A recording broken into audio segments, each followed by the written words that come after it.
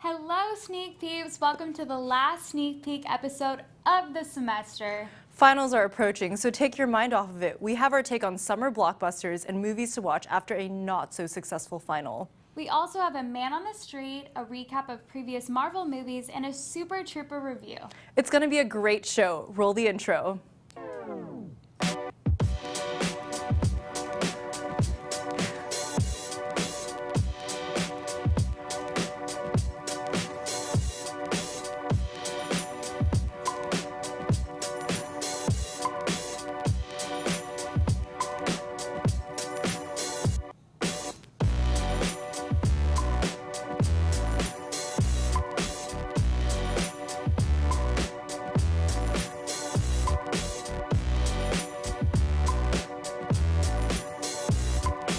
Welcome back to this week's episode of Sneak Peek. We're here to give you all the latest in entertainment news. And we have some exciting news stories for y'all. The royal baby has arrived, people! Prince William and Kate Middleton gave birth to their third child, a baby boy, 3 days ago.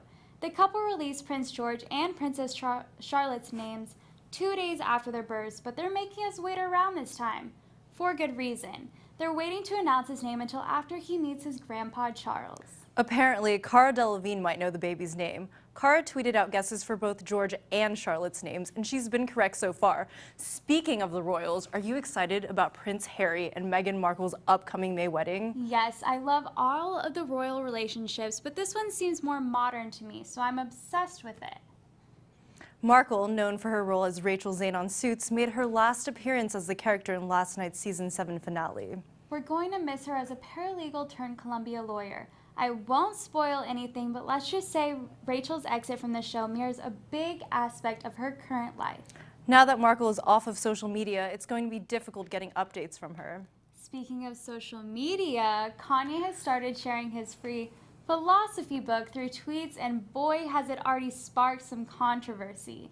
He took to Twitter to express his love for President Trump and referred to him as a brother and said they both have dragon energy. Many people were upset about this, considering Trump has been divisive and Kanye has a fan base that want him to stand up for minorities. One of those upset by his tweets was his friend and singer John Legend. Kanye posted texts between them discussing their opposing views on Trump, and once Legend knew Kanye was posting their texts to social media, he joked and plugged that he had a new single out now. Man, can you not trust Kanye with texts? That gets risky. I can only imagine what he's saying to Kim. In tragic news, Swedish DJ Avicii, whose real name is Tim Bergling, was found dead at the age of 28 in Oman earlier this week. As of now, his cause of death has not been confirmed, but there is no criminal suspicion. Despite a wave of success, the DJ struggled with fame and health issues and decided to retire from touring 2 years ago. In a statement released by his family, they say he really struggled with thoughts about meaning, life, and happiness. He could not go any longer. He wanted to find peace. Another musician has decided to stop touring, but only temporary. Rapper Cardi B announced on Wednesday that she has canceled the rest of her tour dates to focus on her pregnancy. She's expecting a daughter with fiancé Offset in July, but will still be joining Bruno Mars on tour in the fall. Cardi's ex-manager is currently suing her for $10 million. He claims to have been responsible for taking her from just an Instagram influencer to a mega superstar. He's also claiming that she defamed him by telling her fiancé that he robbed her. Sounds like there's a lot going on in her life right now. No wonder she needs a break.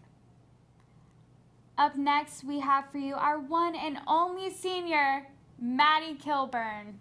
Maddie's with us for the last time in her bittersweet "If you like this, then you'll like that" segment. I can't wait. Take it away, Maddie. Hey guys, so this segment took me a long time to come up with, partly because it's finals time at UT Austin and I had 2 presentations and a test yesterday. On the other hand, this is my last segment on the show, which is pretty bittersweet, as the host sweetly mentioned, and it turns out that that kind of pressure makes a person super indecisive.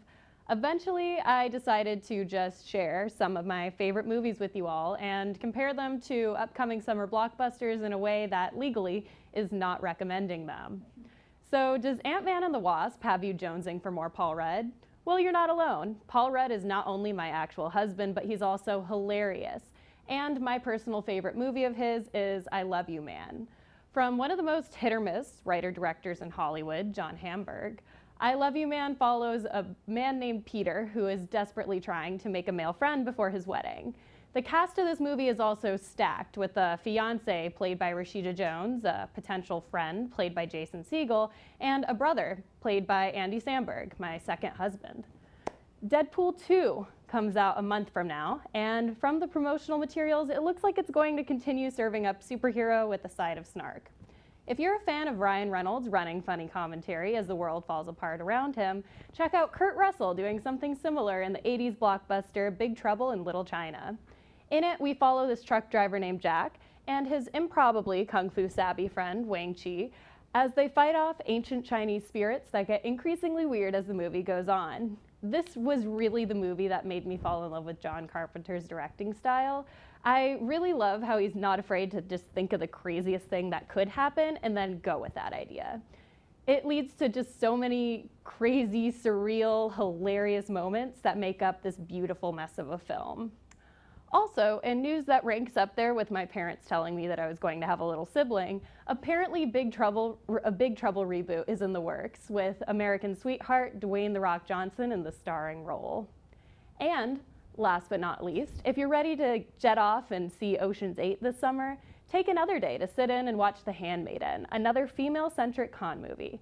This one is set in 1930s Japanese-occupied Korea, as a girl is coerced into trying to steal the fortune of a rich Japanese heiress by working as her handmaiden. The Handmaiden is directed by Chan Wook Park and is just as intricately constructed and visually stunning as one of his most famous films, 2003's Old Boy. It's going to lead you up to the point where it will keep you on the edge of your seat for its entire 2.5-hour runtime. Okay, so now you guys have some things to go home and watch on rainy days this summer. Also, feel free to use this list to throw a film festival in my honor. Either way, I'm signing off for good. It's been great writing for the show all these years. Now back to our hosts. I've been wanting to watch I Love You Man for the longest time. And now with Maddie's approval, we have to watch it. For sure. But first, we have a recap on the endless supply of Marvel movies after this commercial break.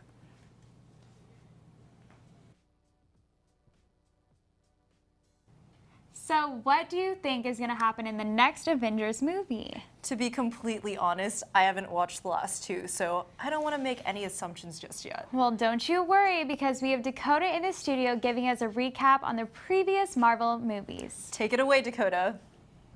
Hey, sneak peekers. Avengers Infinity War comes out tonight, and it's ringing up to be the biggest superhero movie ever made. For you lucky folks sitting at home because all the screenings of Infinity War in your area were sold out, I'm here to give you a recap of the previous 18 films in Marvel's ever-expanding cinematic universe. Let's begin with Phase 1. Phase 1 introduces us to our 4 core heroes, Iron Man, Hulk, Thor, and Captain America. In Iron Man, we see Tony Stark kidnapped while showing off his new weapons in the Middle East, and after his return, he starts a crusade to redeem himself for being a merchant of war. In Iron Man 2, Tony deals with the prospect of his death as the arc reactor keeping him alive is simultaneously killing him, while he's also dealing with the struggle of living up to his father's legacy. We are also introduced to Nick Fury and Black Widow in this film, further sowing the seeds of the first Avengers film. The Incredible Hulk, now mostly disregarded since Edward Norton is no longer in the franchise, follows Bruce Banner as he tries to control his anger, search for a cure to his gamma sickness, and reunite with the woman he loves. Thor follows as he learns how to be less selfish and what it's like to be king, all while fighting his evil brother Loki.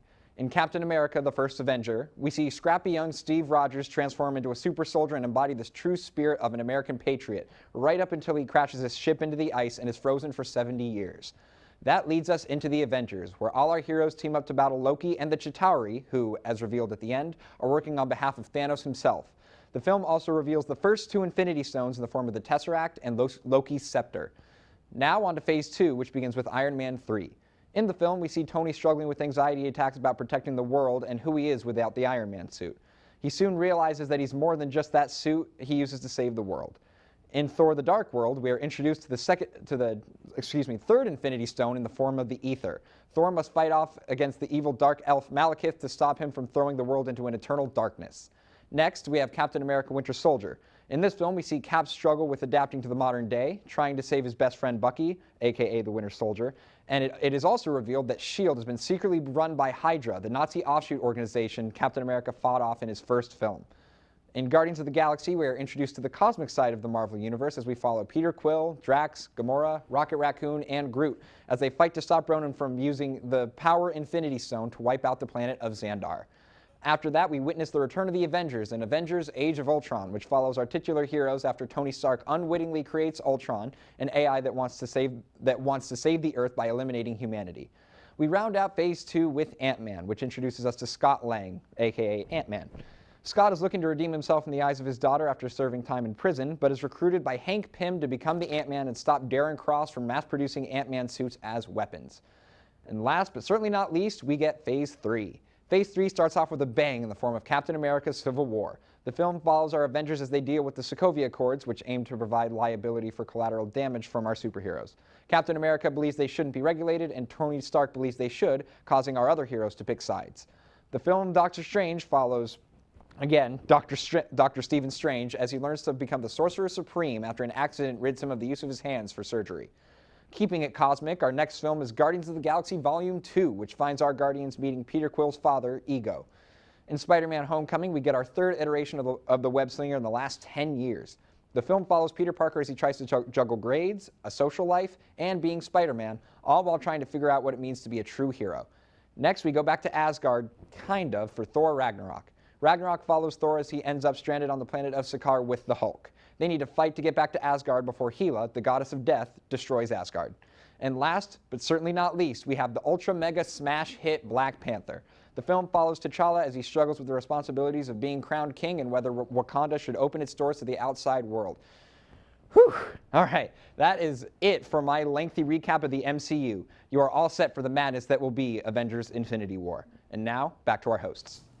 On our very own man on the street, Blake, went on campus and asked you guys your opinion and predictions for Infinity War. I have tickets for tomorrow, so I can't wait to hear what you guys think. Take it away, Blake.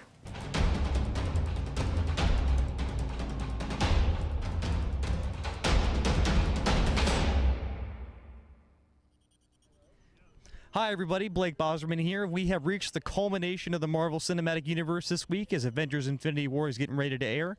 So we came out here on campus to see what all the UT students have to say about their predictions for the film.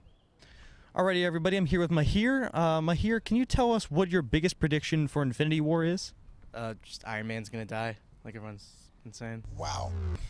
Hopefully not, but if he does, rest in peace, Iron Man. So, with Iron Man gone, who do you think is going to be the new leader of the MCU, along with Captain America and the other heavy hitters out there? Well, first off, I think Cap's gonna die, but in one of the next two movies. But probably Spider-Man, because it seems like he's been kind of grooming him to be the leader. I'm Peter, by the way. Doctor Strange. Oh, you're using your made-up names. Then I am Spider-Man. Now, would you say that this is the best Spider-Man that we've had so far out of the 3 different movie adaptations we've had? No, Toby, for sure. Well, you heard it here. Maybe they'll bring Toby back. We don't know.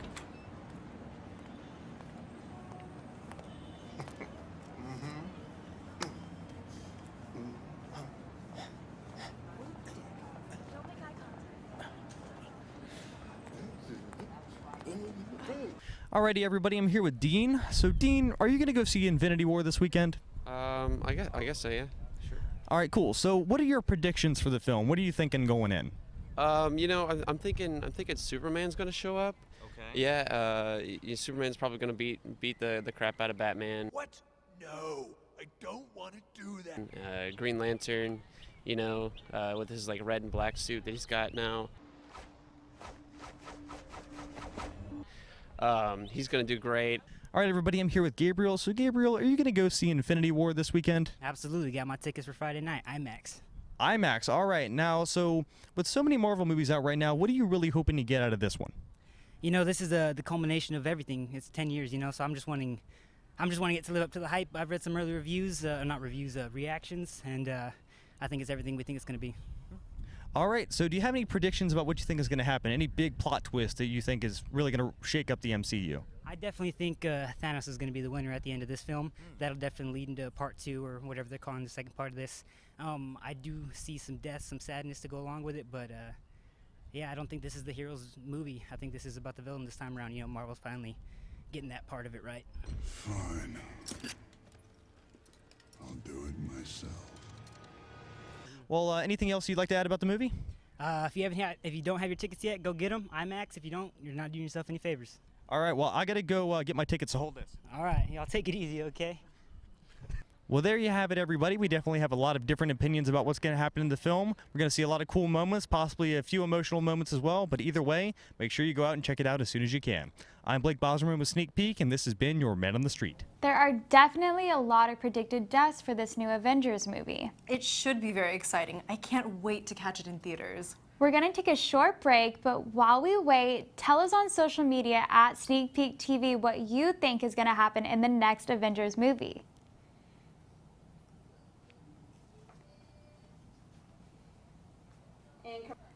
Finals seem to be prowling on us lately, which is absolutely terrifying. Like, what if I fail?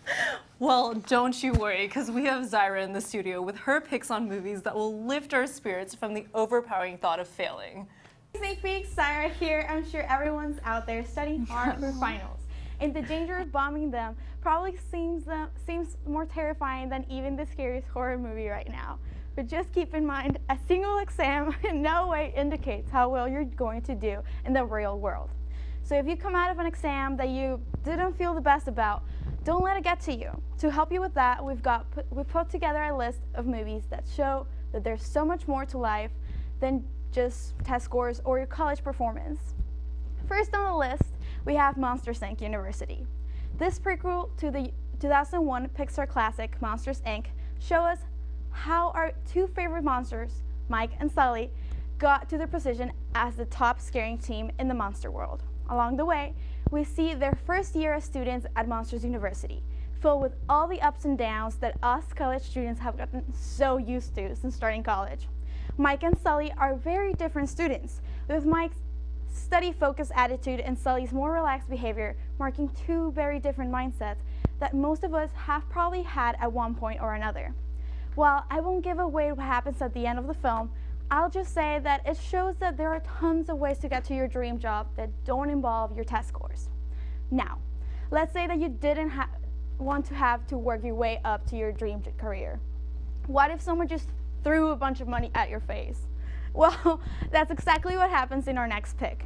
The 1983 comedy classic Trading Places, the film stars Dan Aykroyd as an uptight businessman and Eddie Murphy as a quick-witted street hustler, whose lives are turned upside down when their respective roles in society are abruptly switched.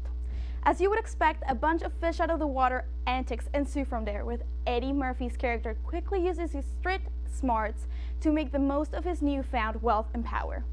However, this quickly becomes too good to be true, as this little experiment lands the two of them in the middle of a massive corporate conspiracy. Okay, so maybe it's not quite what you want, but it's still a lot more fun to think about what you do in that situation, instead of that exam you just took. So if you're looking for a very entertaining ride that features Eddie Murphy at his funniest, be sure to check it out. Okay, but let's say that you're still looking for a way to make it through your next semester in college. To do that, we have Pitch Perfect, the college movie that might set the record for the least time spent in class. Seriously, go back and look. They are never shown in class during any of the three films. While never once going to class might be pushing things a bit too far, it does still present a solid point. College is just as much about the adventures you have and the friends you make as it is about your classes. Look at Anna Kendrick's character, Becca.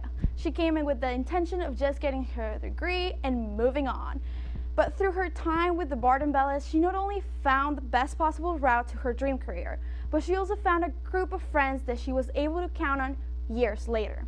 Of course, the films themselves are packed with jokes, catchy songs, and some of the best quotable lines to come out of the past 10 years. So, if you're looking to have an aka awesome time, be sure to catch up on this trilogy. It'll definitely help you forget about those exams. You're sure not gonna miss them when they're gone. Finally, one thing that's great about exams is to find something that'll make you feel smart. And there's something better at writing super smart sounding dialogue than Aaron Sorkin.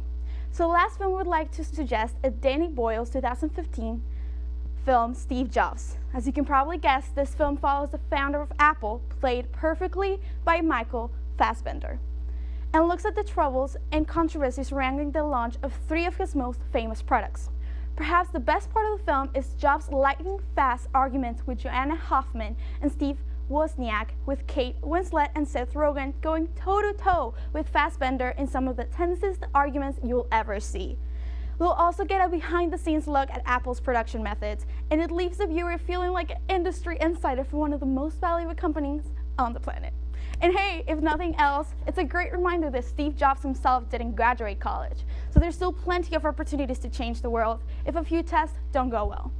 So for everyone out there gearing up for the latest round of exams, just keep one thing in mind.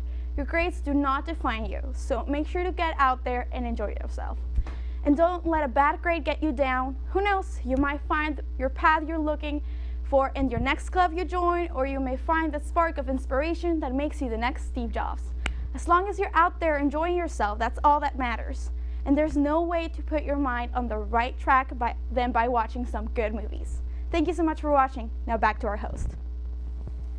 So, I want to know which Hemsworth brother is your favorite, Chris or Liam? Gosh, what about Luke?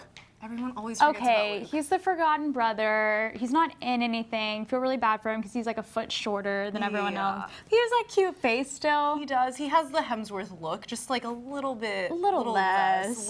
Those parents had some great genes. Yes, but they did. I agree with this last list by Zyra. I will for sure put it to good use. Up next, we have Myra in the studio giving us her Super Troopers 2 review. Take it away, Myra. Hey guys, I'm here to review the sequel to the cult comedy from the guys at Broken Lizard, Super Troopers 2. The film follows our troopers during a border dispute between the US and Canada. The Super Troopers are then tasked with establishing a highway patrol station in the disputed area. This is another in a long line of decades later comedy sequels which have been hit and miss. Mostly miss. So where does Super Troopers 2 fall? Does it fall on the pretty good side with Anchorman 2 or on the really bad side with Zoolander 2? And Dumb and Dumber 2. And truth be told, it kind of ends up in the middle. Let's talk positives. It's great to see these guys on the big screen again. They have great chemistry, and there are some moments where they recapture a bit of that magic that made them original so great. There's some really funny celebrity cameos that I won't spoil, and some great comedy set pieces as well.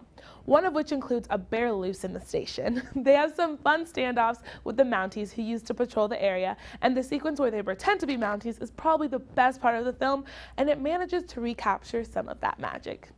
Now, on to the negatives. A decent amount of Super Troopers 2 feels like it's pandering too hard to its fans.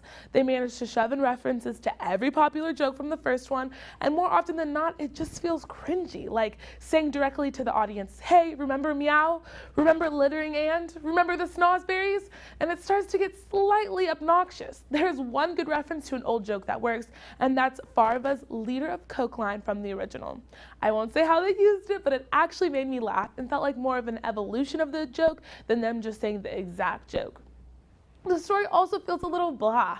There's not much propelling it forward. While its story is tighter and more focused than the original, there wasn't much of a driving force for our troopers until the very end.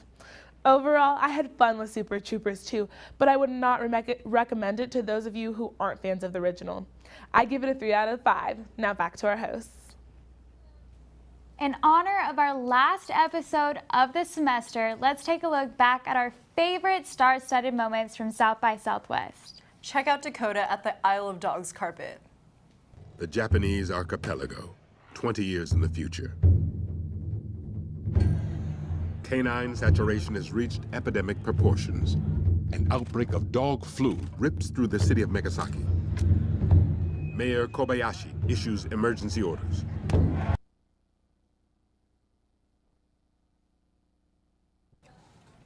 Well, you guys, sadly, our last episode has come to an end.